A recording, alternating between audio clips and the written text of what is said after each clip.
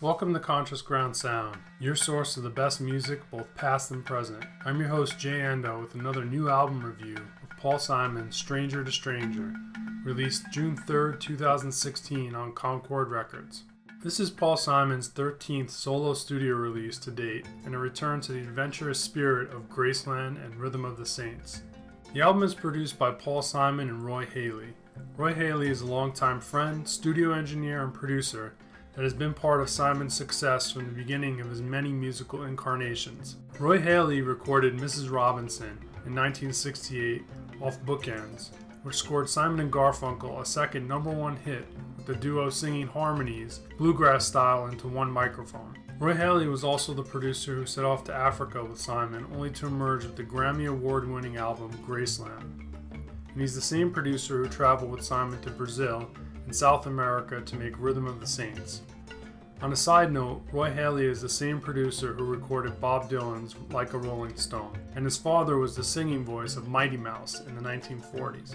It seems that Haley ironically has an association with figures of small stature who wield great power. Paul Simon has a long history of experimentation with world music, and on Stranger to Stranger, he brings forth yet another inspired collaboration with Italian electronic dance music artist Clap Clap, whose shtick is sampling a variety of different world music tracks to form a rhythmic sound collage. Simon and Clap Clap team up for 3 tracks on the album: Wristband, The Werewolf, and Street Angel.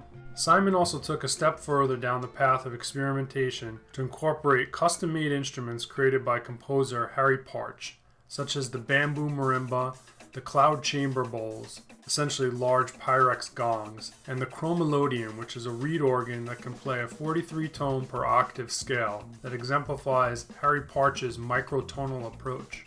When all is said and done, Paul Simon once again draws freshly inspired songs into being through his innate ability and willingness to experiment, collaborate, and open himself up to the possibilities. On Stranger to Stranger, Paul Simon also employs a cadre of the most excellent musicians to perform, some notable names being drummer Jack DeJohnette, Bobby McFerrin, and Mick Rossi of the Philip Glass Ensemble. Paul Simon brings forth a collection of songs on Stranger to Stranger that have real themes, interesting lyrics, love, humility, personality, politics, and humor. The track Wristband is a humorous standout track that has a fierce upright bass line. The lyrics sound as if Paul was denied access at his own concert by security guards because he didn't have a wristband, which has also happened to certain icons such as Paul McCartney and Beck at a Grammy party this past February. This song is hilarious with its analogy of St. Peter guarding Heaven's Gate and Paul explaining to the guard, "Wristband? I don't need a wristband. My axe is on the bandstand and my band is on the floor." Simon goes on to equate a theme of the haves and the have-nots in relation to the wristband and the social unrest that will ensue because of this inequitable, arbitrary designation. The opening track Werewolf also employs humor and playfulness as a guise for the underlying message of the pageantry in politics, and the werewolf emerges as the coming of imminent change, a Grimm's fairy tale for adults. Simon sings, "Ignorance and arrogance in national debate. Put the fight in Vegas, that's $1 billion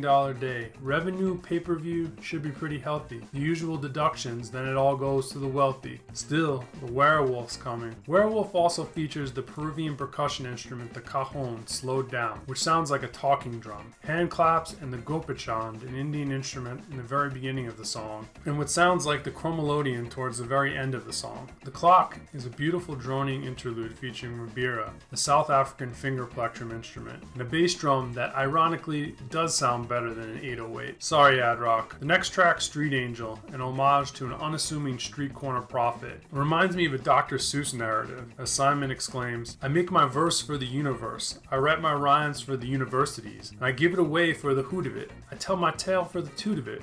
I wear my suit for the suit of it. The tree is bare, but the root of it goes deeper than logic or reasoning." Simon's freestyle verse throughout the album is a lesson in rhyme and meter, with the awareness and experience of whom I can only draw a comparison for by invoking the name of KRS-One. Yes, I just compared Simon's beatnik rhyme style and content with KRS-One. The title track, Stranger to Stranger, seems like it was culled directly from the Rhythm of Saints outtakes, and is a mellow, atmospheric track that has a signature Afro Afro-Cuban style electric guitar that's reverb drenched with a flange effect, which forms a polyrhythmic soup. The track In a Parade sounds like a Brazilian carnival mixed with industrial machinery noises. Simon's Street Angel character reappears from his ambulance in the track Street Angel into a parade of a busy hospital ER where the schizophrenic Street Angel is being diagnosed and prescribed Seroquel. The parade seems to be reflecting the complicated inner world of the schizophrenic character in question. Proof of Love is a transcendent love song with a complex guitar loop that is reminiscent of Andres Capsalis' tapping technique.